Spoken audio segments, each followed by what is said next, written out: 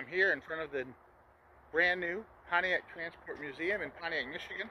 Today is opening day, so I was one of the first people to get here and see this new museum dedicated to the history of transportation made or associated with Pontiac, Michigan. Let's go inside and take a look. First up, we have the Whizzer motorized bicycle. My dad had one of these when he was a kid, and they were built right in Pontiac, Michigan on South Sanford Street. I have a YouTube video regarding the Whizzers.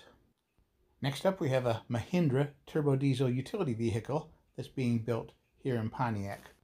This next one's up is very interesting. It's called the Pontiac, which was a model of the car not related to the Pontiac Motor Company or the Oakland Motor Company. It was built by an early carriage and wagon manufacturer in Pontiac. And this is pretty cool. Very, very few of these left. This may be the only one or two still in existence.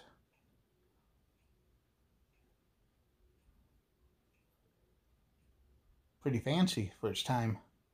A lot of features that a regular horse-drawn carriage would have had.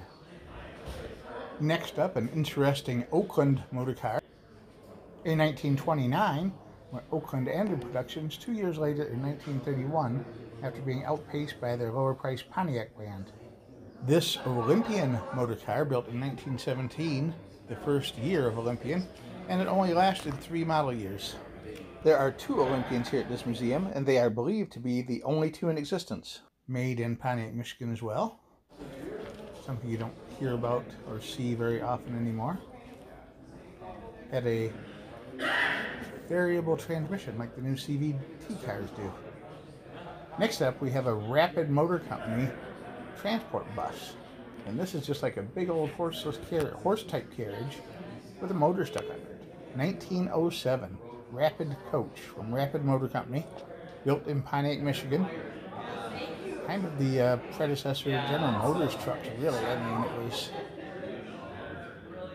one of the bigger truck producing companies in Michigan and this part of the country.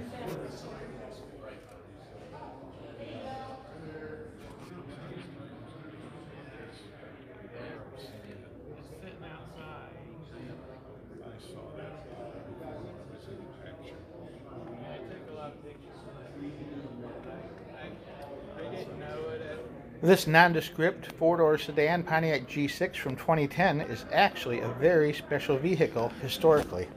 This is the very final Pontiac branded car ever produced.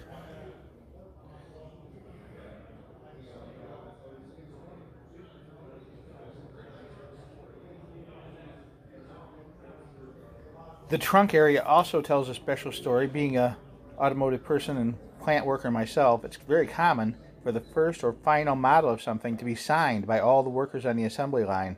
And here are the signatures in the trunk from many of the people who helped put this car together. And this is the copies of the build sheets showing the options on it and, the build rotation for this vehicle.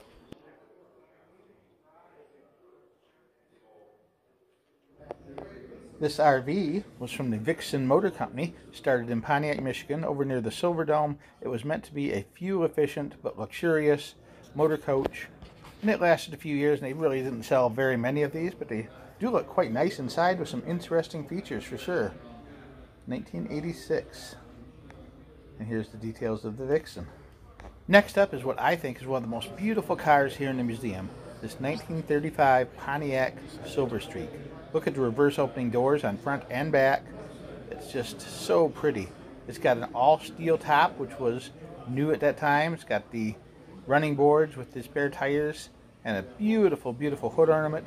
Some extra trim work around the wheels and the bright center hubcaps. A little nice humped trunk in the back for storing your luggage. It's just such a lovely car. I really, really like this one a lot. I think the contrast between the black color and all the chrome on the hood ornament, the grille, and the sweeping chrome down the hood just makes this one really stand out as something special.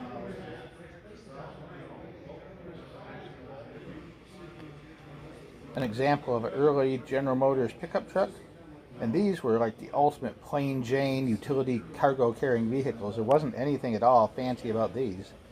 People didn't use them for just running around. They used them if they had a farm or a business or some particular reason to have a truck.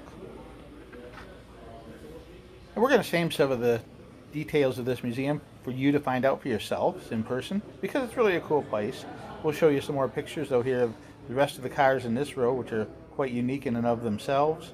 And then we're going to go backstage to see the behind the scenes tour in the warehouse area where cars in progress are stored and worked on. And that's pretty interesting too. Maybe not as interesting as this It is. Grand Am station wagon, but that's, you know, look at that. That's different. I never saw one of those before. But here, let's have a go out back into the garage area and see what's back there.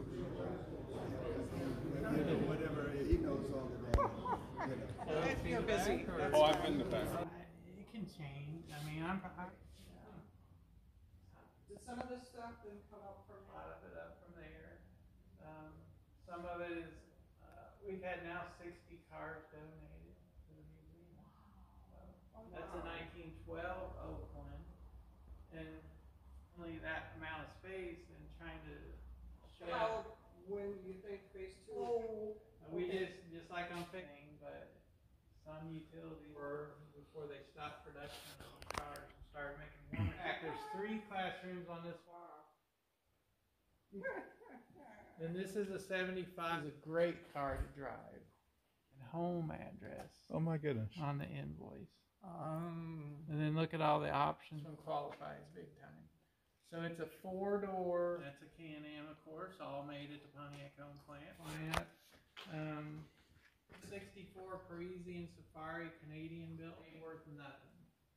It's an 8. I would take that from you if you want to get rid of it. Tread pattern, light wall. Yeah. So to me, that looks like a little 55 Chevy. I can see that. Yeah, compared to the people. So you look through them and you'll see that. So Oklahoma, you were in Oklahoma before Illinois? Yep. So a loaded 67. Steering wheel, power brakes, air conditioning, heavy duty suspension. So out in that case on the end, across probably the slot. This car was actually won by a customer in a national contest, and he ordered it up with every possible option available. And it's a beauty. Now we have the Firebird special models. This one's the Yellowbird. They also came in Redbird and Bluebird, if I remember correctly.